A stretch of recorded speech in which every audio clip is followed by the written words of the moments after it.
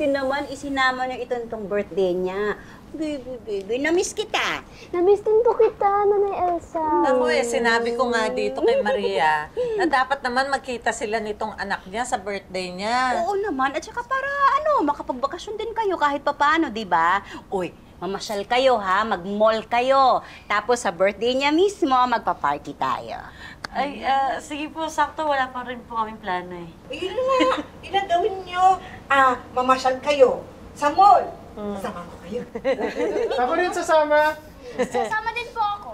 O, syempre, anak. Ikaw nga yung papasyal namin eh. Sabi niyo lang po kasi, mamamasyal kayo. Wala kayong sinabing kasama ako. Galing, no? Parang si Ate Mari lang yung pag-umihiri. Nadaldal na kasi yan. Malaki na kasi. Hindi po. Mas malaki sa akin si Nanay. Tingnan niyo po. Ano daw? Dali na, dalian nyo na. Sana po, Aling Minda, magtagal kayo dito sa Maynila para makapag-relax din po kayo. Naku, sana nga, iho.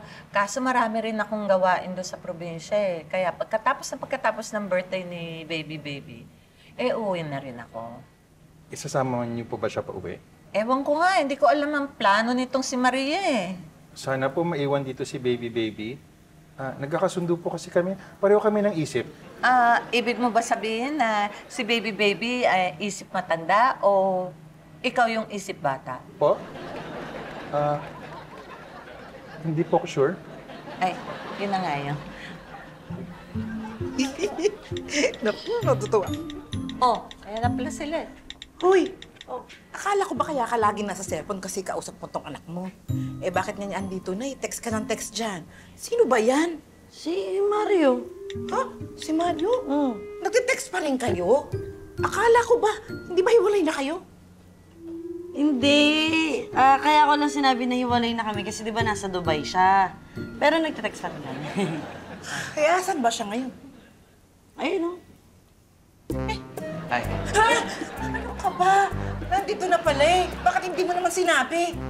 Ay, tinanong mo ba?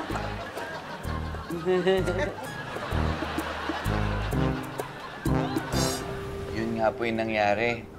Matagal ako nawala kasi hindi ko pa kaya nun suportahan si Maria saka si baby.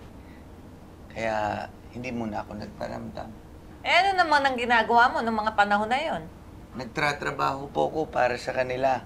Para kapag nagkita-kita kami ulit, mas masusuportahan ko na sila.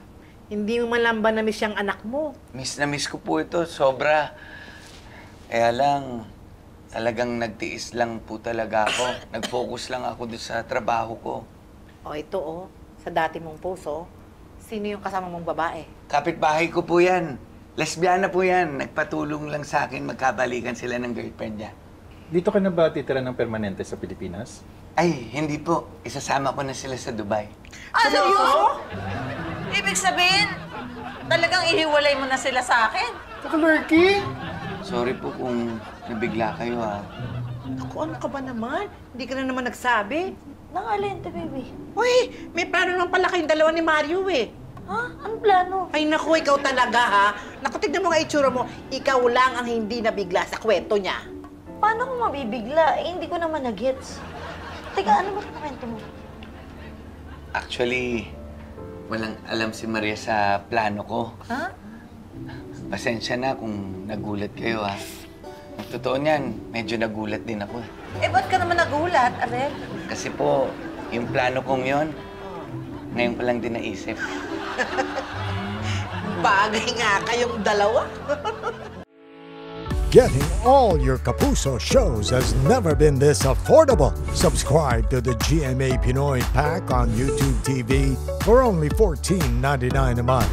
Watch GMA Pinoy TV, GMA Live TV, and GMA News TV anytime, anywhere. Matawa mo saya!